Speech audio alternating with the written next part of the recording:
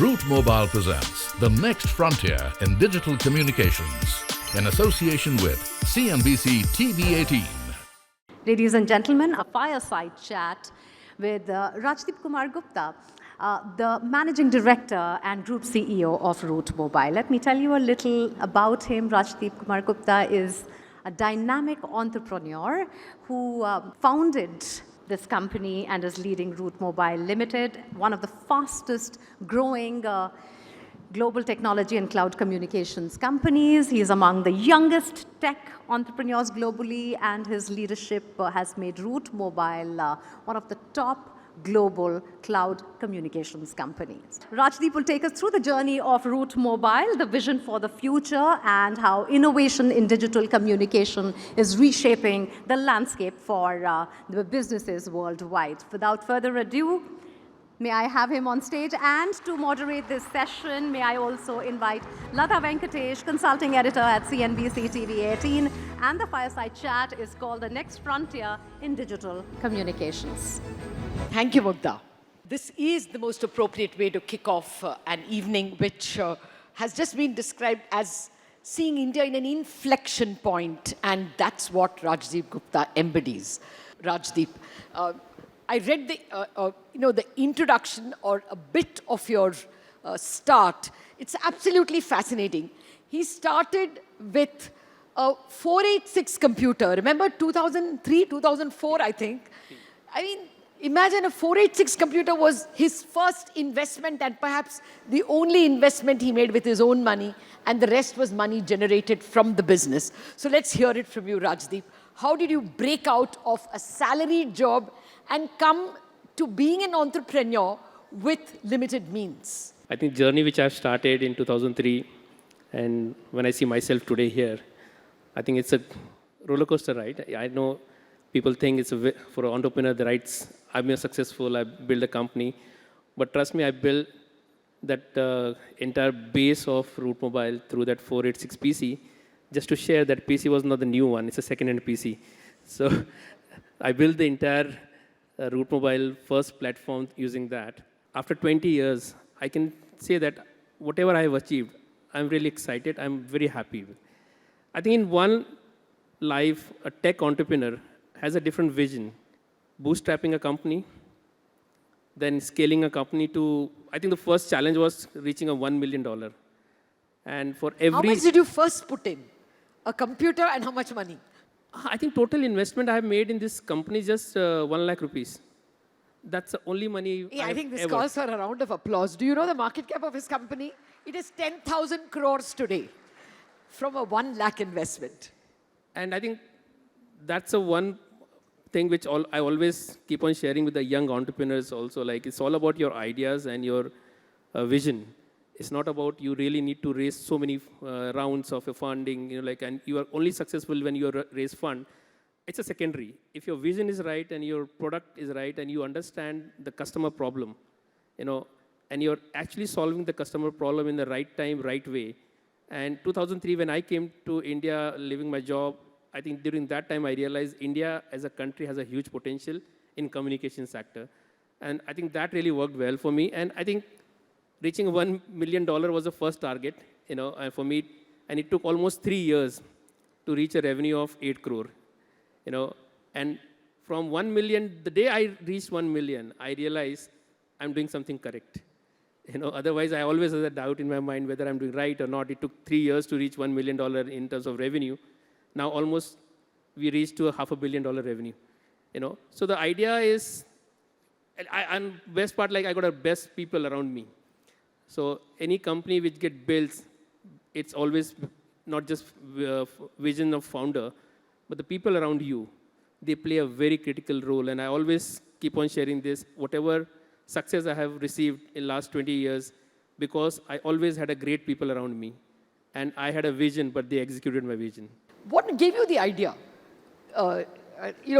Which part of the communications network should I chip in? Was there anything that triggered this? In 2003, when you use your credit card, the only way you can come to know that how much money you have withdrawn is the email access. Yes. So bank used to send an email, and in case if your card is stolen, and somebody's misused your card, by the time you reach to your PC to access your email is 3-4 hours. And I think that's one idea which came to my mind, like why can't we create a solution where we alert the customer instantly that you have withdrawn 10,000 rupees from your account. And I think till 2003, SMS were used just mainly for promotional. There are hardly any use case of transactional alerts. And keeping that in mind, and I realized the potential India has because the population of India and the digital adoption of India is going to be multifold in coming years down the line. If I build something for the B2B segment and alerting the customer about every single use of their credit card, yes. I think that's one point which I realized, and we started building the whole platform based on that. You have TeleSign and you have BICS. If you can tell us exactly what is this circular plan that you have and that you're offering. So TeleSign is now part of Route Mobile as an Opal group, and very soon we are working out to integrate BICS also as a part of group as a Opal. So if you see the entire flywheel, so we have connect, engage, and secure. So these are the 3 touch points of any customer journey which is going through the digital platform. So what you need is a connectivity to terminate your messages to the end user. In that case, the BICS plays a very critical role because they are connected with over 1,000 operators globally. They are the mobility side of our business. So we try to use their connectivity to terminate messages globally. That's one advantage we get, and that's my connect part.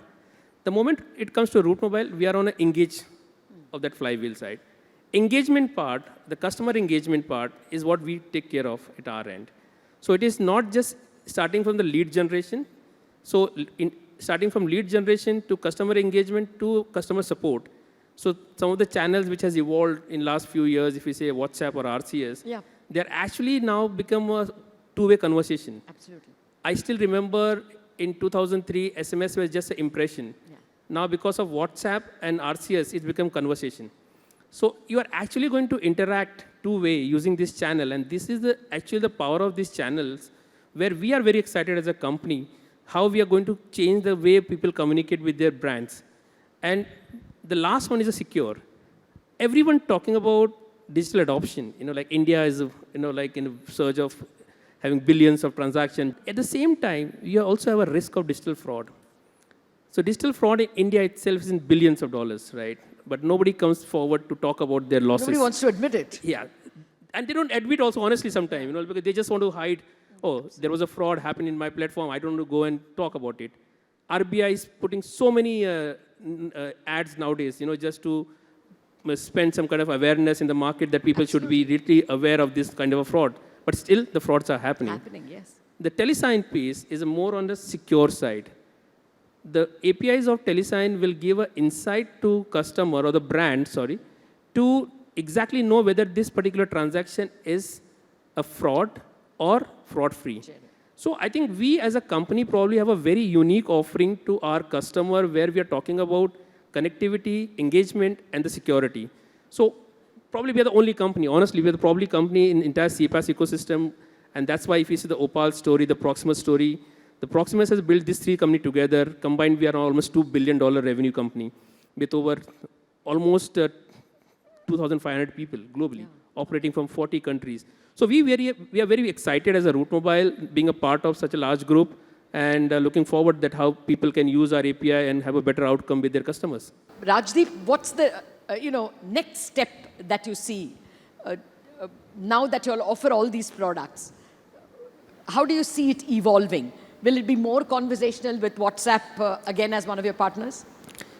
So you have to understand 2 things. The digital adoption does not mean that everything is going to be conversation. The SMS now is become a trust. Yes. It is no more SMS or a spam messages to you. No. If I use my credit card, I really want to receive that SMS to know how much money I have spent. Absolutely. So people say SMS is another mode of just a spam messages I get. No, it is not like that way. SMS is going to remain there, and SMS is going to be the king in next 10 years down the line. Because one particular digital transaction, if we talk about India, let's take an example of India. The digital adoption is fairly spread in tier 1 cities right now, tier 2 maybe. The tier 3, tier 4 cities are still not using digital platform as they're supposed to. Because of the Chinese phone, people have access of smartphone, but people are not using smartphone smartly. They have a smartphone, but they're not using smartly. Are they doing their banking transaction using smartphone? No.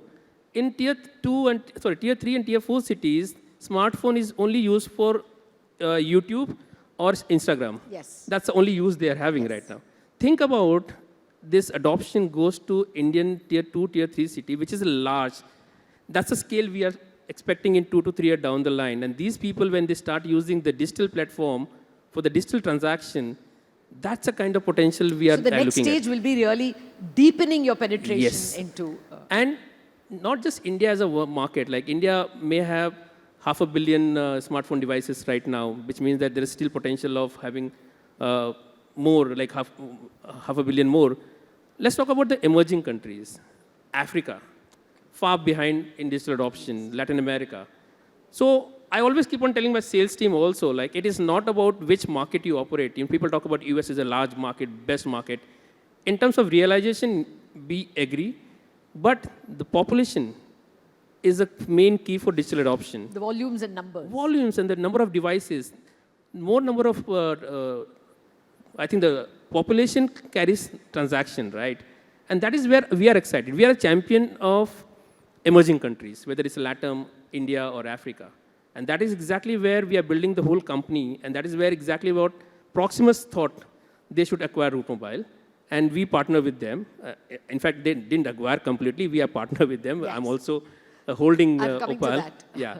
So yeah, I think I'm very bullish about the overall growth of digital adoption. Plus, SMS is going to be the king. Next 10 years, SMS is going to grow multifold.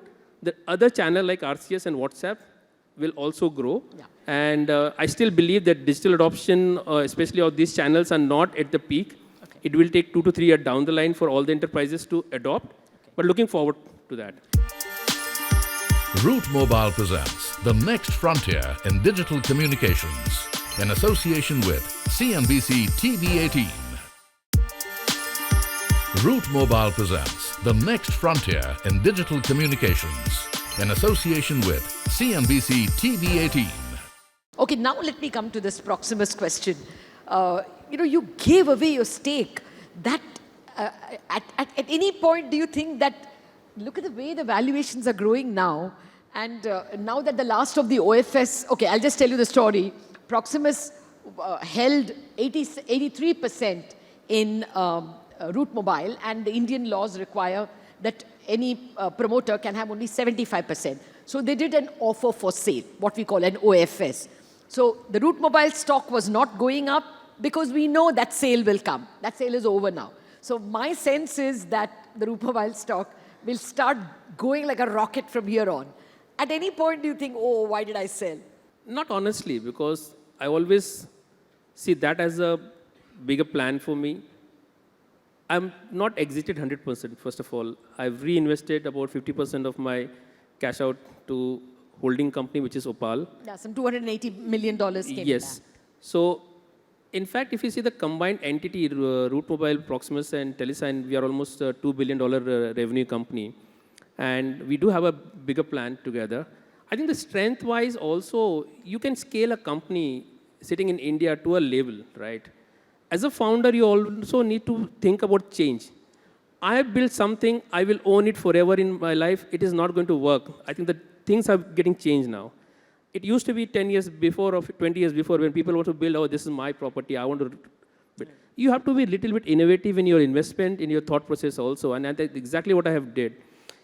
I've invested, reinvested 280 million, 300 million euros, and I know the value I can build out of that, maybe in billions. It's a matter of time. What kind of access is it giving you to what kind of companies which you would not have had access if you didn't have Proximus? I'll give a simple example. We were chasing Salesforce for the last 3 years to start serving them. Because of Proximus, we've been invited by Salesforce for their Dreamforce event in Round of applause, SFO. gentlemen. This is big. Salesforce actually invited you. And that's a change we have seen. Not only we recently did a partnership with Infosys. now we are partner with Infosys. That was going to be my next question. Yeah. Yeah. So I think that is how we see the value where company like Proximus, when they come on board, they also bring lots of strength along with them and people and credibility, right? So maybe I could have reached to a label after 10 years, which I can do with them in 2 years. So I'm just killing that gap of 8 years with this. Okay. Rajdeep, can you talk to us about the India opportunity? You say you could see it in 2003 or 2004 itself. How does that look like in 2024? So India is a great place, like I think. You spoke about 3 C's. Yes, and I think I've already shared so many times, and I think I just love to share that. I think you might be knowing about this 3C story. Like I met one friend of mine in New York around 20 years back, and he said, "Oh, Rajdeep, India is known for 3C, which is cricket, corruption, and computers." So, and I said, "Fine, corruption is fine. Cricket is fine, but computer, at least you said computers. At least in that time also, during the dot-com time, at least we were known as a computer." I met this same gentleman recently, and I asked him, I just, from front, I said, "Do you know that India is known for 5C now?" And he said, "Oh, really?" And I said, "Yes. India is still known for cricket, corruption is still there, and computer is still there, but now Indians have courage and conviction." And that is one thing I think. That's really well said. And I think the courage, because Indians, the new generation, the new founders, they are willing to take a risk. During my time, 20 years back, probably coming from a middle-class family, I didn't have that kind of courage. But I somehow fought against all my odds, and I said, "No, I will go ahead." But during that time, out of 1,000 people, maybe one can take that kind of courage. But now in India, out of 195 people will have that courage to found a company and start thinking about this. And conviction, because conviction about the product they can build, because the market size. You see the companies coming from abroad, building their market in India. Why can't Indians can build something for their own market and sell in the global market? So that is courage and conviction I believe Indians has. And thanks to the government policies, thanks to past government policies, I think we are at the right spot. India is going to shine for next 5 to 10 years. And everybody who's looking out to found a company or looking out for new ideas, guys, trust me, India is the best place to do that. What are the big lessons you want to give the next generation of entrepreneurs? So I think the people in the current generation, the only problem I see that everybody wants to become a billionaire overnight. And businesses are built over decades. It took 20 years for me to reach the level where I can cash out, right? You really need to build a company first. You really need to build a culture first. You really need to have a people around you who can stick with you for last longer time. And now everybody wants to raise fund. Everybody wants to go faster. So if you see the 90% of the new companies are died in 1 or 2 years down the line. There are only few companies who are going to last for over 10 years. And those founders will have a different mindset. And that mindset is not about just cashing out or building something. And there's a lot of IPO raise going on nowadays. I think people should not think about IPO raising, cashing out. Let's build a solid business. Once you build a business, by default, there are so many investors going to chase you. Rather than you chasing money, money will chase you. I think that's what you need to build as an entrepreneur. What would you look at? Do you look at no, I think volume. Qualitatively different product? Would you look at volume? What would you? As a founder, I'm very clear that innovation is the key for our success. We are not here to just focus on one area of our growth, whether it's a volume or margin. If we do things right, the kind of potential we have on new channels, whether it's email, WhatsApp, or RCS, if we do things right, there are huge opportunity we can get to increase our margin. So I think innovation is a key for me right now, and we as a company always believe that we really need to build something which solves customer problem. I think Route Mobile customer-first approach is something we always want to live with. And in coming days, I think innovation is something which we are going to focus on. And during that innovation, we'll leave everything up to the market, to our customers, our partners, how they value our product. If they are happy, which means that we have done something good. If they are not happy, which I think we failed to do that. Right? That's a great lesson, not just for startups and new entrepreneurs, but really all of us.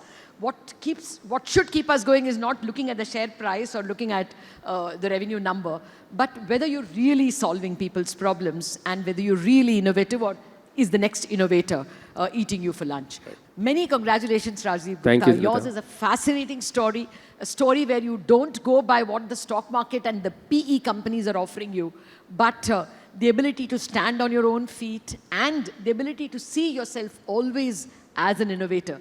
The challenge is innovation, not margins or revenue. Many congratulations and all the very best for a fascinating future. Thank you, Lata. Route Mobile presents the next frontier in digital communications in association with CNBC-TV18.